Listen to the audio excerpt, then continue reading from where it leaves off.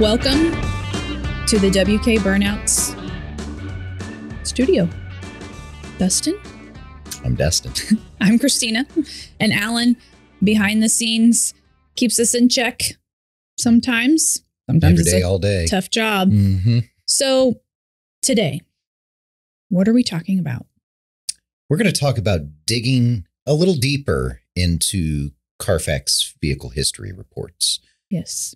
Now, basically, the grand scheme of this thing is, we look at the bullet points of the history, right? What they have in the little badge: one owner, personal vehicle, no accidents. And you see those things, and that's a path to a winner, right? Absolutely. Yes. That's definitely the first thing you want to see. But what'd you say earlier? Time out. Time out. Mm-hmm. You need to dig a little bit deeper. Mm-hmm. And Christina found some wonderful examples. It took like 2 seconds, literally the first two she pulled up, right? Yeah. It was, I just went to a website and searched 2018 Chevy Equinox LT. Mm-hmm. So I wanted the same vehicle.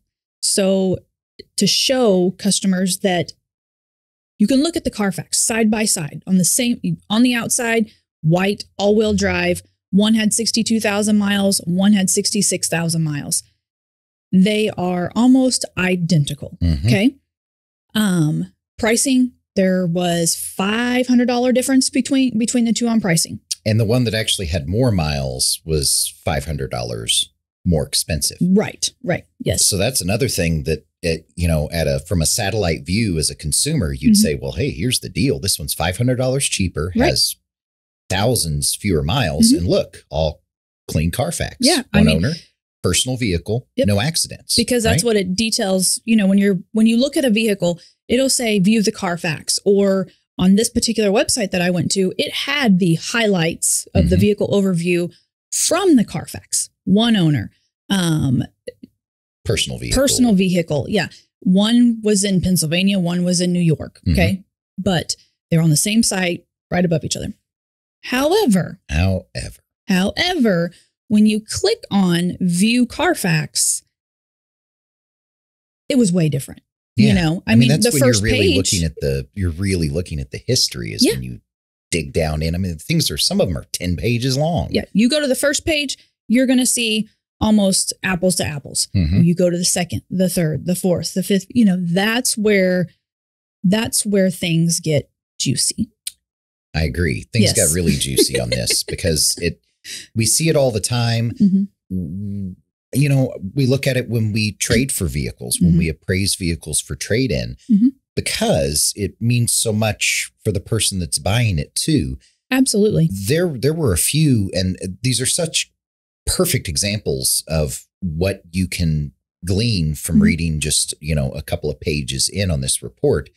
What was the first thing that hopped out to you in the difference between these two? The first thing that I seen was one had 4 service records. Mind you, it had 62,000 miles on it. Okay. The other one had 16 service records on it. Yeah. So you kind of think, and you're like, well, 4 is probably okay. 16, some people may think, ooh, that thing has a problem. If you think of 16 service records. However, if you think about the miles divided by how many oil change, or every 5,000 miles, of an oil change, that 16 is way better and more apt to be in the range of scheduled maintenance, routine maintenance. Yes. Versus 4 on a 60,000 mile vehicle. You probably need to look into that a little. You do need to look into that more. And when we looked into that more, what did we find about the 4 visits, clean CARFAX, one owner, personal vehicle, no accidents? The very first service visit wasn't until it had 20,000 miles on it. Yeah. That's not okay. No. That's not okay. And here's the problem, right? You can't ask the person, hey, what happened here? This is as far as you, the person, everybody will know, and the whole future of the car that thing wasn't touched by a service department until 20,000 miles. Yeah. Because the days of you crawling under your vehicle and you changing your own oil, it happens 1 in 100 customers. If that. Yeah. If like that. it's just not, it's not there. And if they do, they are ones who will keep the records of it. Yeah. Yes. Yeah. Because they know they've done it for so long. This vehicle probably has not. I mean, it's taking a guess, but I'm going to go with highly unlikely, especially because the first oil change would have been free at the Chevy dealership that they got it from. Yep. Which would show up on your CARFAX. Yeah. Report. That's guys, that's not a good sign. And you know, we use these vehicle history reports a lot because it turns out that, you know, usually if something's fishy, something looks like that, you know, I mean, just think about it. 20,000 miles before the first oil change. I think that would potentially have that's you constantly would think it would go off and they'd be constantly just ignoring it. I guess the change oil soon, change oil soon, dismiss. Yeah, and hey, I've talked about this before. That's like Alan and I with the printer. Every time the cartridge was low, okay, remind me later. Yeah, I've talked about this before. How, you know, modern cars they generally consume a little bit of oil. And all manufacturers have a threshold that is what they call an allowable oil consumption for 5,000 miles, right? And, you know, they all have tests at their service departments that they do for this. So that's even scarier on a low capacity oil system, something that only has 4 or 5 quarts of oil in it to begin with. And you go 20,000 miles and it could potentially be burning in 20,000 miles, it, you know, especially as that oil gets broke down that much, it's going to allow more to pass, you know, through the oil rings and burn off. More is going to go through the PCV system. I mean, you could literally be driving around at 20,000 miles, having never changed the oil and be like on 2 quarts of oil in the whole system. Yeah. On a car that's good, on a car that's legitimately fine, you've just pushed it beyond, you know, the capabilities of that oil that was in there to begin with. And you got to think about that stuff. And you've got to think about the oil change intervals. And, you know, I would look at that far closer than previous owner count. Absolutely. Far closer than where the vehicle's from. Where the vehicle's from. I mean, both vehicles were very comparable on mileage. So they were both driven about, I think it was, one was 12,700 a year and the other one was 12,900 a year. So it's not like one was driven 5,000 miles a year and the other one was 60,000 miles, you know. And so here's where we think and we start to worry about our people, our customers, is from a satellite view on paper, without digging further into it, it looked like the cheaper one. It was cheaper and it had lower miles. And if you just look at the bullet points of the CARFAX, that was the deal. That was the one you'd go get. Right. Yeah. It was cheaper and it had 4,000, 5,000 less miles on it for the same year, same trim car. Yeah. Man, and I don't want to say that would be a bad car for sure, but I think the other one's better. Absolutely. For sure. Without a doubt. And I think here's the other thing. It was $500 more. I think it might have been worth $800, $1,000 more, honestly. Right. Just because you know that they serviced it. And also the one that had the 16 service records also had the brakes, front and back brakes, changed at 55,000 miles. Nice. And all 4 tires replaced at 66,000 miles. It just became worth even more. Right. So you're getting into, you are looking at these 2 vehicles and you're like, oh man, $500. I don't know. Our budget is $16,500. Oh, I guess we're going to have to go with this one. Well, you're also going to have to replace tires. The tires and the brakes. And the brakes, that were just replaced. On the other one. Yeah, within the last 10,000 miles, and just recently on, for the tires. It So would have been worth it to you to come up with that other $500. yes, you have to dig in. Mhm. Don't just look at the surface of things. You have to dig because it can save you money in the long run. And also when you go to trade it, everybody see that. And everybody always said, "Oh, I took great care of the vehicle. Always kept it clean, all that." Well, your CARFAX, your maintenance record, just history says otherwise, sir. And, CARFAX So- isn't out to support Right. any specific thing, honestly. Mhm. That they have a relationship with the dealers, but they Mhm. get their data from, vehicle registration records from Yep. the state. Dealerships, Their data from dealership service departments, and dealership sales Yep. departments. insurance companies. Any independent, especially the franchise shops, but there are many, many small shops Mhm. that report yeah. to CARFAX. Mhm. All it is them, if they have any kind of a computer system, Mhm. they probably send the reports in. Sure. Parts resellers, Mhm. salvage yards, Mhm. usually. So if you knocked a mirror off, I got to replace the mirror real quick. Call the Mhm. salvage yard. They want your VIN number. Police departments, fire Police departments, departments, fire which I didn't departments, realize yeah. was separate to report that stuff. But whenever I was investigating, yes, it is. It can be separate reports from a Mhm. police department and a fire department. Didn't realize that. That's good to know. Yeah. So they get their information from a lot of different places, Mhm. and the whole point of the thing is to give people an actual. I wish they had this on houses. Wouldn't that be cool? Mhm. Like an actual, reputable They might. source. Well, they haven't done as good a job advertising as CARFAX because we all know what CARFAX is, and Yes. but that information is valuable. It's like Mhm. going to buy a used car back in the day, and the person would pull out this book from the glove box that had Yes. written down all their service visits. Mhm. We have trade-ins that come in sometimes that still have that, even though Mhm. it's all on computer records, all on their CARFAX. Mhm. They still keep that written record of oil change, tire rotation. Yeah, because it's so important, Yeah, it means a lot. Yeah.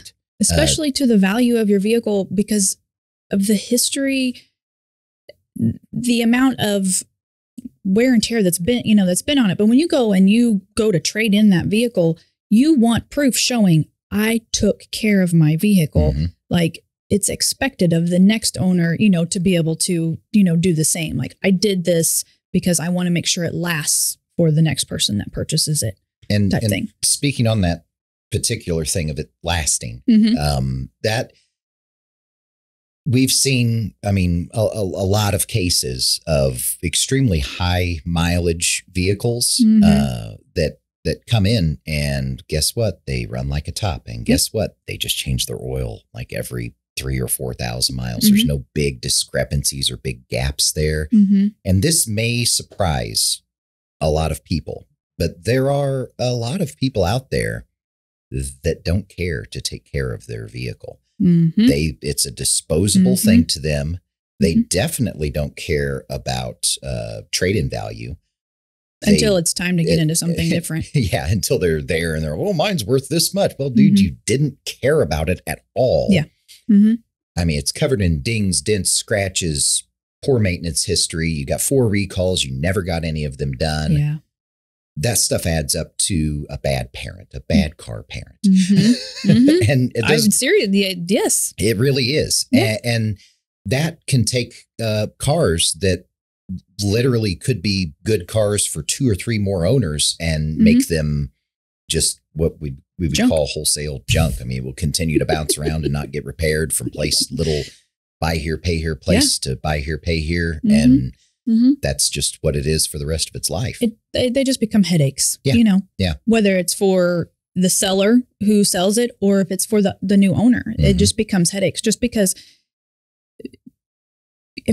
you have to take care of your vehicles and you have to, like you said, it's like a parent. Would you let your kid run around in a crappy diaper all No, day? It'd be gross. So why would you Maintain it. Yeah. Change that diaper. change it or give it a wash every once in a while? Something. Brush his teeth. It stinks. Something.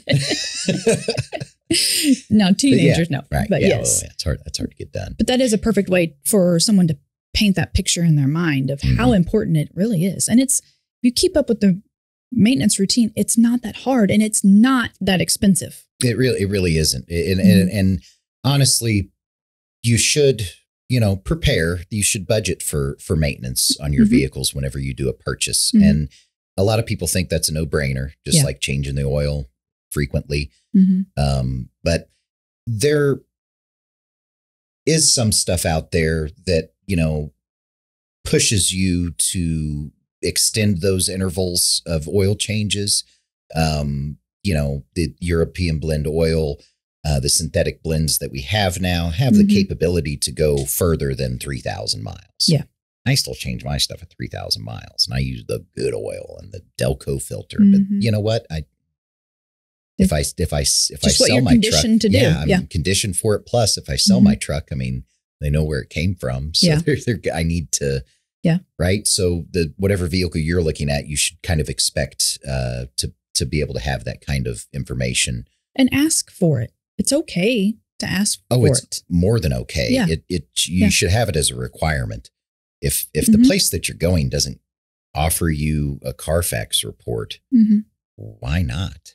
Well, in CARFAX reports, when I think of, can I take a look at the CARFAX before I really worked, with and looked at them actually extensively. The thing I would look for on the CARFAX is, has it been wrecked? Yeah. Or salvage title or that something, was right? what you I see wanted the big to know. red triangle and you're like, well, this one's flood, fire, salvage. Okay. Yeah. I guess I don't want, that's why it's $4,000 cheaper than the other ones. Right. Why it's half as much as the other ones, because it's salvaged. Okay. Something else on this report, damage. There's a big difference between accidents and damage. And this came up a little while ago because looking at a vehicle for my cousin, and I saw like 6 damage reports, but no police reports and no accidents. On the same, it was on the same vehicle? On the same vehicle. And I was like, man, what have they been doing? Ding, ding, ding. Here's what happened.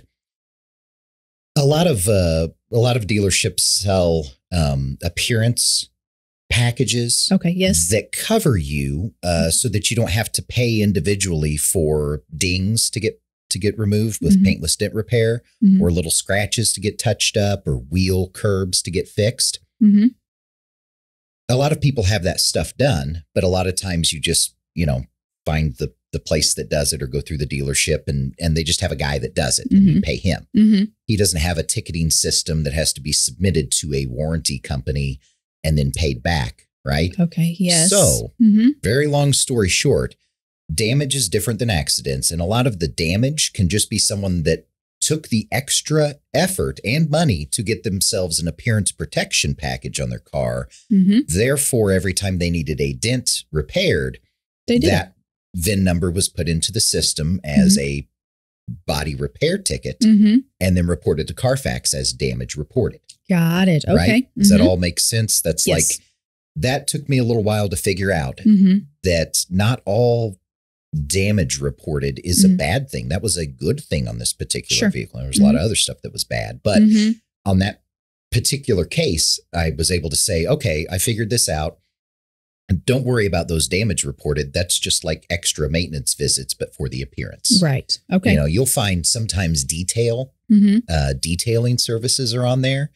And if you think about it, it's the same thing. If their detail department goes through a ticketing system, which a lot of big dealerships do because they have detail technicians, right? Another long story, sorry. But if the VIN number gets put in and ticketing goes to it, it will show up. So I think it's really important that we dig in when you look at a CARFAX report. And if you see that damage reported, don't hold the phone yet. Don't sign off yet. Keep looking. Because if you don't see police reports or accident reported or tow company reports or anything like that, then it was very likely just an appearance maintenance thing. Paintless ding pulled out. Interesting. Or something of that nature. A curb check on a wheel fixed. Could you imagine if we really all got that stuff fixed as soon as it happened? Oh my gosh, yeah. And there are some people that do. I would not have a curb check on mine yet. Oh, of course, not you. I wouldn't. Now, because you park 6 feet away from the curb every time you no, I just know how to drive through Taco Bell parking lot or drive-through. But the same as, like you said, no accident is equal. So even if it has an accident on the CARFAX report, look at it. It's okay. Just because it says accident doesn't mean that it was a truly nobody 7-car died, pile probably. up. I mean, you can, you can read on there. In some cases, it doesn't have the information. Mm-hmm. It doesn't have much. Mm-hmm. Then you ask. Okay. Then you look. Mm-hmm. If it has the information, like it will say right side of vehicle damaged, vehicle towed. Mm-hmm. Okay, now we're looking at maybe there was some suspension damage or something like that. Mm-hmm. That means I need to look at that. Mm-hmm. Okay, I'm not a suspension expert, so we're going to ask. Yep. A big thing to ask on that would be, can you do an alignment check before I take the vehicle, right? Right. And if everything checks out on alignment, then you're probably good. Damage was probably fixed correctly. But what it tells you in those actual accident reports is what to look at. Yeah. Okay, it says right side of vehicle. Look at the right side of the vehicle. Yeah. Is the paint there? Yeah. Does it look like it was fixed? Does it look as good as the other side? Sure. All right. Yeah. Now we're good. If it looks like an orange peel and the other side looks good, then you got a little something else to ask about. But yeah, I think those are all really valid and important things to consider whenever you're looking, and just knowing, to dig a little bit deeper, I think is paramount to getting the most value for your money when you're used car shopping. Yeah, absolutely. And I am glad that the two that I pulled up, first ones are so just the main thing: tires and brakes. Oh my gosh. It's like $1,800. That saves you a lot, just right there. So just take the time, dig a little bit deeper. Ask for when the customer traded it in, ask for what the dealership did to recondition that vehicle before they put it on their lot. Oh yeah. As well as the CARFAX, ask for those things because they are available to you. And if it's not required by a dealership to provide you with a CARFAX. So if that is something that you are really leaning on a vehicle and you just really, really like this one vehicle, spend the money, go to CARFAX.com, spend the money and buy a CARFAX. Don't do it without getting it. And honestly, if the seller won't do it, I mean, come on. Yeah. Most dealerships have accounts where it's not like it charges us. We pay monthly for the service of being able to pull as many reports as we want. But I mean, most dealerships are on that program. So if they don't want to give it to you, it's like, man, why? Yeah. Why? Ask the questions. Yeah. But anything else that you think we should cover through digging deep on a CARFAX and why? No, I don't really think so. I just think that the light that we've shown on the digging deeper thing is it's really important for you guys. It's important for us when we buy cars and trade for cars, and it should be important for you as well. Yeah. But that's absolutely okay. Well, guys, we appreciate the support. Keep the comments coming, good, bad, the ugly, all of it, because we read those, and that's kind of I take them straight to the heart. So try not to hurt my feelings. User 7247 that said Dustin has crazy hair. Yeah, and I do the best I can. It's windy outside. Didn't really happen that. User 7421. Yeah. Anyways, like, subscribe, help us grow, and share with your shares, because your neighbor, your cousin, your sister, share your this brother, with anybody that's buying a car from anywhere or anybody. This is like what you need to be looking at. And if you need any help, let us know. Yeah. We all the details will be below in the video description. Yes. I want to say subtitles.